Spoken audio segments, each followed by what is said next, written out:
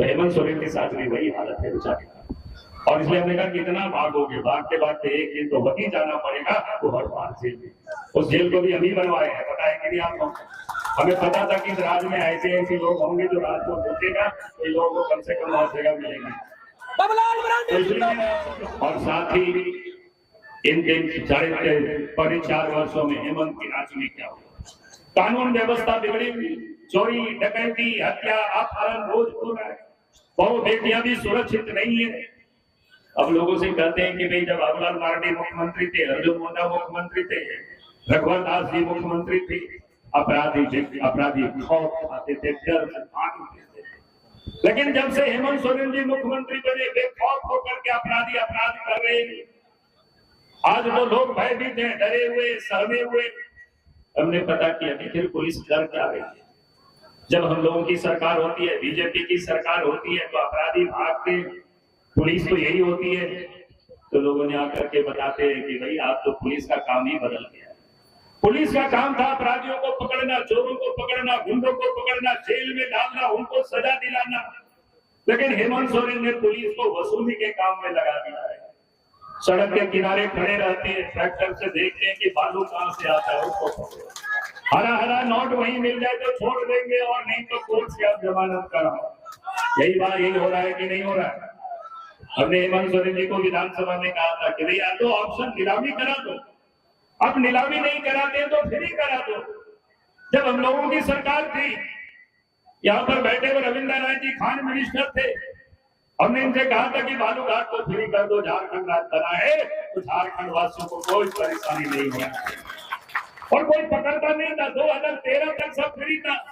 जब अर्जुन मुंडा को मुख्यमंत्री कुर्सी से हटा करके हेमंत सोरेन जी जब मुख्यमंत्री बने, तो दिल्ली से, मुंबई से लुटेरा को ले आया, चोरों को ले आया, और बालू के 2 नदी से जब बिहार और बंगाल और यूपी लोग ले भागने लगे, तभी से शुरू हुआ। और इसलिए मैं आप सबसे कहूं कि आज इस राज्य में यही हो रहा है, लॉ एंड ऑर्डर की खराब हो गई। पिछले दिनों अखबार में छापा, 24 तारीख को मैंने देखा कि 6 महीनों के अंदर में 23 व्यापारियों की हत्या हुई। व्यापारी, ऐसे तो आम लोगों की हत्या होती है, सरकार की रिपोर्ट है, वो रिकॉर्ड में दर्ज है, प्रत्येक दिन 5 लोगों की हत्या होती है।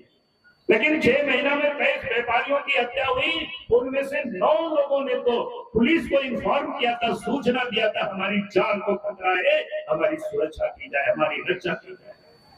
अगर सरकार और पुलिस उनकी सुरक्षा की होती, रक्षा की होती, फिर 9 लोगों की जानें नहीं जाती।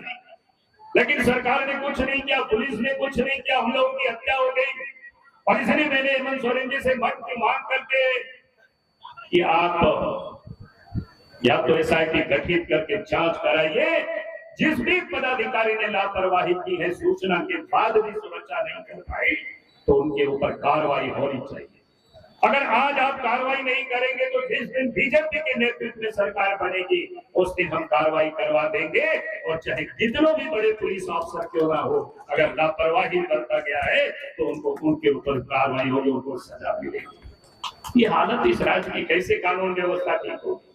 भ्रष्टाचार तो आज हालत खराब है। सरकारी कोई भी ऑफिस में जाएंगे, सब जगह पैसा लगता है, चाहे जाति प्रमाण पत्र, आय प्रमाण पत्र, आवासीय प्रमाण पत्र, यहाँ तक कि मृत्यु प्रमाण पत्र भी बनाना होता है तो पैसा लगता है कि नहीं लगता है? बोलो, नहीं तो बोलोगे कि झूठ बोल रहे थे आकर।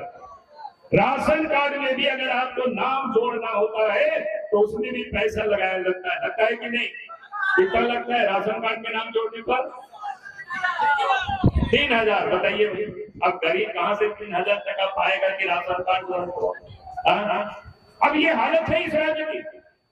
हमने कहा कि भैया अभी सरकार को हटाना है। जिस दिन बीजेपी की सरकार बनेगी, आयुष्मान कार्ड भी कर्मचारी आपके घर में पहुंचा देंगे, और राशन कार्ड भी अगर नाम किसी का छुड़ा चुका है तो आपको घर में जाकर के उसको जोड़ देंगे।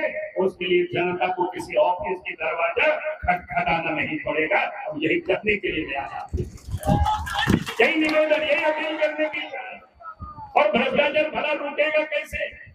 आज तो रांची में अखबार में छपा, कहता है कि 50 फाइल ठीक हो गया, भले 50 लाख रुपया ठीक हो गया, और कहते हैं 50 फोल्डर, 2 फोल्डर, 4 फोल्डर मतलब करो।